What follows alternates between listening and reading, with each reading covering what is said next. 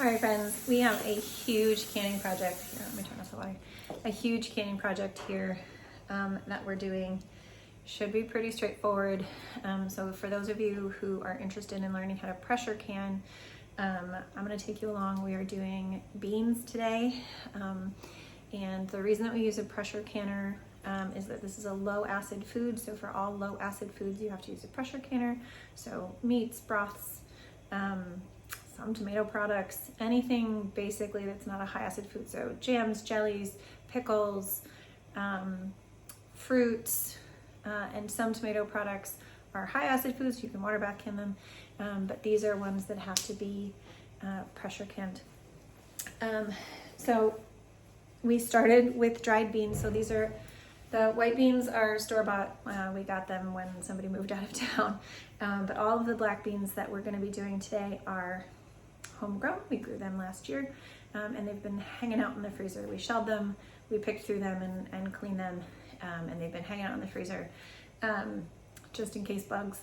And finally, I'm getting around to canning them up. So yesterday, I'll give you a quick flashback to what we did yesterday. So the first thing you have to do is overnight you have to soak them. So we just put them in very large quantities of water. These have actually been soaking for a couple hours already, so they are already starting to soak up a little bit of that. And then I do put some vinegar in these just to help them absorb a little bit more and to help break down that compound that makes our tummies upset. And then tomorrow, which is when you'll start seeing this video, we will get them all canned up and I'll show you that. And then, so today, this is, I don't know if you can tell the difference here, but they are very swollen. They're still hard as a rock, but they have at least started to absorb some water. So these we will rinse. So again, it was just cool water and a little bit of apple cider vinegar. We'll rinse them off using our colander. These are the ones that we have already gotten into pots. So this is black beans. So there's two different kinds of black beans. One was a pole bean. This was the pole beans. And that one over there was the bush beans. And they're just a little bit of a different size and shape. So I'm going to can them separately. And then this is a pot of white beans. So today, we are supposed to boil these for 30 minutes. They should just be par cooked at that point. And then we'll get them canned up. I've seen the official website says that you can can these in the water that they were cooked in. But I've also seen things that suggest that you switch out the water for canning. So I am also gonna boil some in my kettle and use that. And just try it a couple different ways and see if I can tell a difference. And that's what we have on our agenda for today. So this is going to be a lot of beans, so it's definitely going to be a couple of canners full. I'm going to do them in pint jars because we only have a few kids left at home, and we're not going to go through a quart of beans at a time. So I am going to do them in pint jars. I can also get more total beans in my canner if I do pints, because I can get somewhere between 18 to 20 pints, which would be 9 to 10 quarts, but I can only fit 7 quarts. So I can get more done in one load because I can double stack. The other fun thing that we're doing today, just randomly, is we're putting our sourdough in the oven. So I'll show you what that looks like when it's done, just because it's pretty and it's fun. And if we have time, we may get to a couple of other projects. We did pick 1 or 2 of our pumpkins that are for hull-less seeds. So we may open them up, look at the seeds, and do some drying and roasting. But we're also making beef stew for dinner to go with this beautiful sourdough bread. And got a garlic peeling project that I'll be working on. So we'll see how far we get into this day.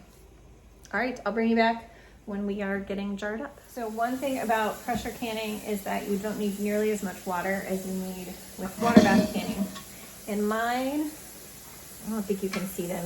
Mine has these little notches on the side that tell me how far I need to fill my water up, but it's usually about 2 inches. I usually start with hot tap water. I will put a splash of vinegar in this to keep the water stains off the jars, but it's about 2 inches of water. But just read the instructions on your canner because it's a little different for each canner. The other thing I'm going to use this hot water for, we don't have to worry about sterilizing anything. Everything's going to get sterilized in the canning process. But I am going to use this hot water to make my jars hot. Hot canner, hot product, hot jars. So you want everything to be similarly temperatured because you are working with glass jars. And we don't want to risk breaking those jars by having wild temperature swings. All right. So just a little bit of water in there.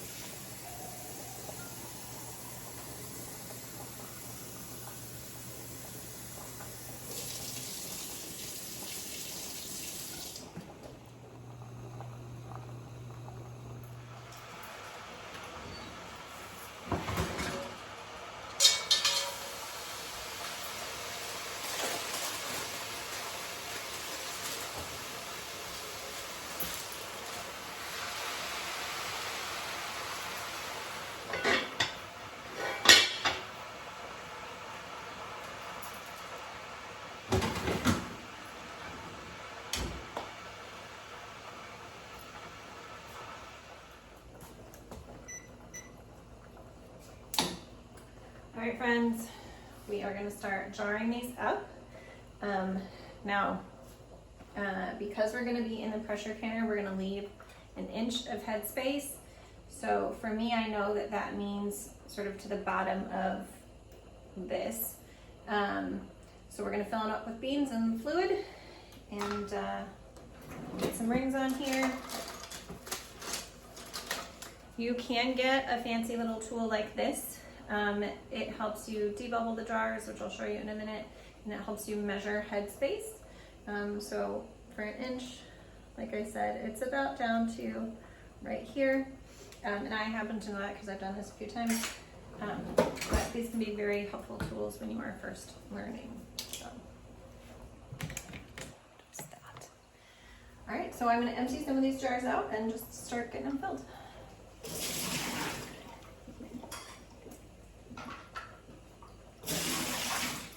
Now you can do this however you want, but I am going to go ahead and put a little bit of salt in these beans. That is not necessary for safe canning, but I just feel like that'll give them a little bit of a better flavor product. So in canning, if you are using salt, you do need to use a non-iodized salt or else everything will be very cloudy. So again, I just use whatever non-iodized salt that I can find. Sometimes it's just kosher salt from the store, sometimes it's pickling salt, sometimes it's whatever. Anyway, this time I happen to have some Himalayan pink salt. And because I'm doing pints, I'm doing a ½ teaspoon. If you were doing quarts and you wanted to do salt, you would do a teaspoon. And I am sure that I will get at least these first 12 jars full. So.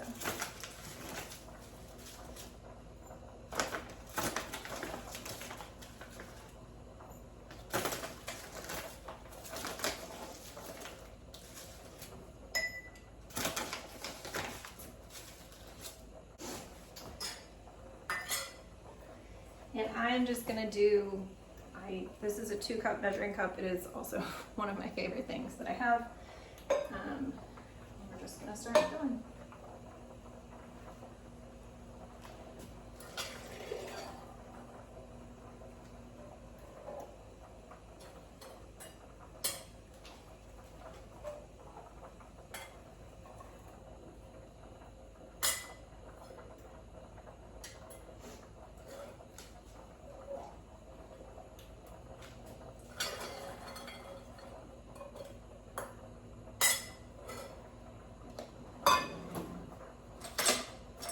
Always nice to have a spoon around so that if you overfill, you can move things.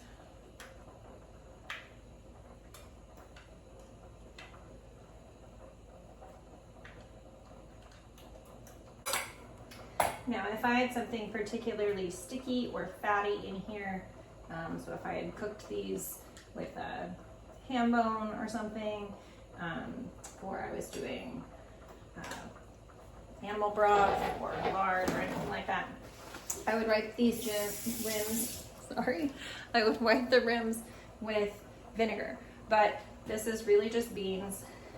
There's nothing really sticky on here. So, here, you can see that. So we're just gonna wipe the rims with a paper towel. This is also a good time to make sure that there aren't any cracks in your rims. Or nicks, because that'll make the jars not seal well.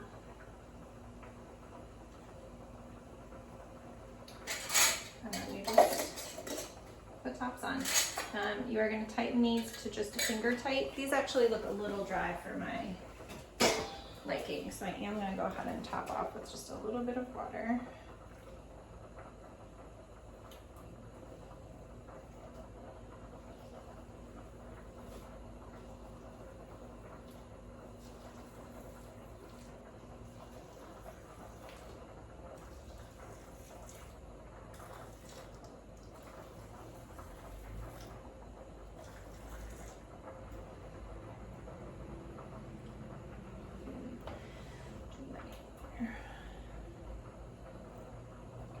So this is when you would use that fancy little tool and just make sure that you're at an inch of headspace, which I am.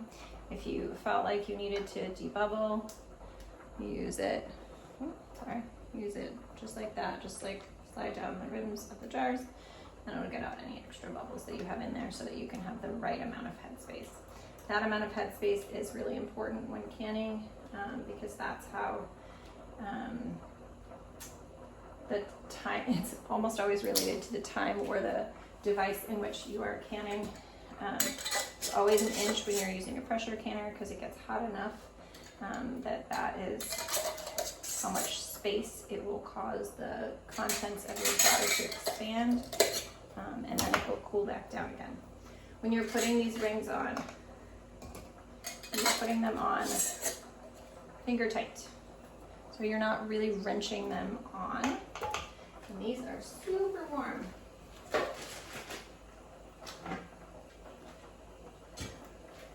So we are going to get them transferred over to our pot.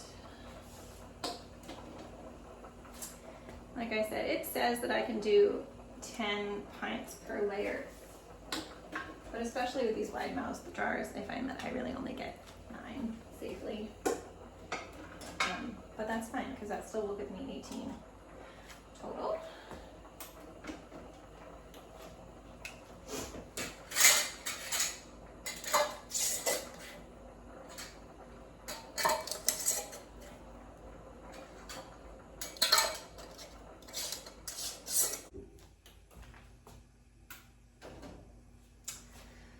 Actually, it only looks like I got 8 in there. So then if you're going to do double layers, you do need to separate them. But this pressure canner does double layers of pints just fine.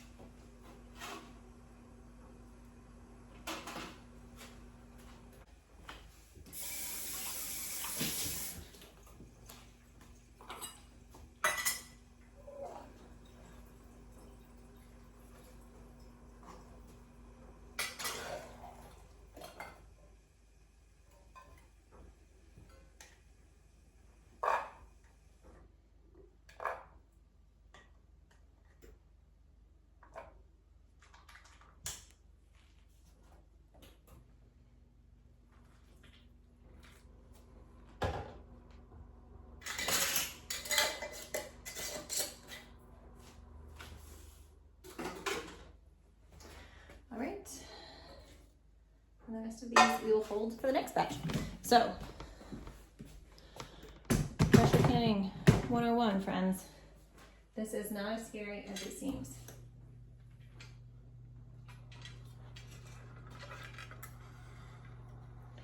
All right, there are arrows on here. You can't see them because this has been well used, but there's an arrow up here and an arrow on the top here. And you just line those up and it'll close. And then you twist to get it really closed. Now, this is still not pressure canning yet. This is just heating up. So we're gonna let this heat up until steam comes out of this vent. It's already very warm, but it has to fill this whole thing with steam in order to pressure can. So we're gonna wait until steady stream of steam is coming out of this vent, and then we'll set a timer for 10 minutes. And then I'll show you what that looks like. Okay, so I think you can actually see it on the camera, the steam that's coming out of here. So once we get steam like that, we're gonna set a timer for 10 minutes. And then I'll show you what we do when 10 minutes is up. So pretty. Okay, so our timer went off. And all we do is place our weight. Shortly, yep, that button will come up. And this is just the way that we're totally sealing this so that the pressure can start to build. So in a little bit, this pressure gauge is gonna rise. And when it gets up to between 10 and 11, that's when we can start our timer. Now it has to stay between that 10 and 11. It can go higher, but it can't go lower, or we have to reset our entire time. So once it gets up to that, we're gonna set a timer for 75 minutes, and that's how long these have to pressure can for. I'll show you when we do. All right, friends, we are up to a safe pressure, so we are going to set a timer for 75 minutes, which is 1 hour and 15 minutes, and it has to stay there. So I have turned down the stove, but if it goes below that, I have to restart my timer. All right, so our timer is going off. Turn off our timer. This is the easiest step. Turn it off. That's all you do. You turn off the stove and then you wait. You don't touch anything until this naturally comes all the way back down to 0. And then you can take your weight off and then you can open it up. But even after it comes back down to what looks like 0, wait at least another 10 minutes. Okay, I'll come back and show you what it looks like then. Slowly coming down, but not quite there yet. We do have our next pot of beans heating up. By the time this has had 30 minutes to heat up, this will be ready to take out. All right, setting a timer for 10 minutes. All right, these have been cooling for while the other ones were boiling, so probably 20 or 30 minutes after they came down to that 0. So we can safely take them out. If I was going further than right here, I would get a towel because sometimes these are a little wet on the bottom, but we're just going right here. That's what they look like.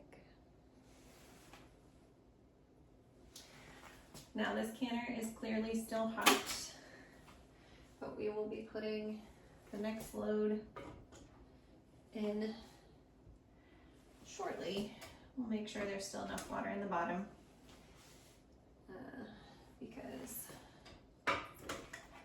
we have hot product in hot jars, so it should be fine to put them in very warm canner.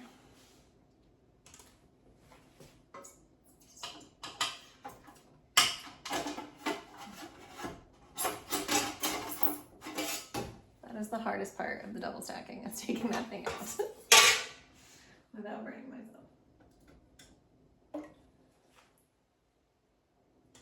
That's it. We're going to do a couple more rounds of this and I will show you what we have at the very end. You wait for this to cool down, literally just leave it until tomorrow. And you can remove rings, check seals, label them, and get them in the pantry.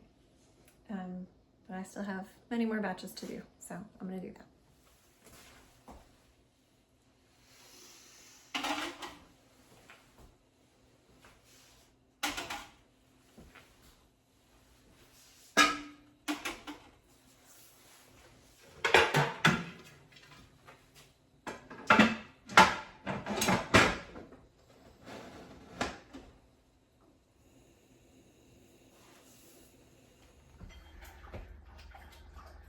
27 jars.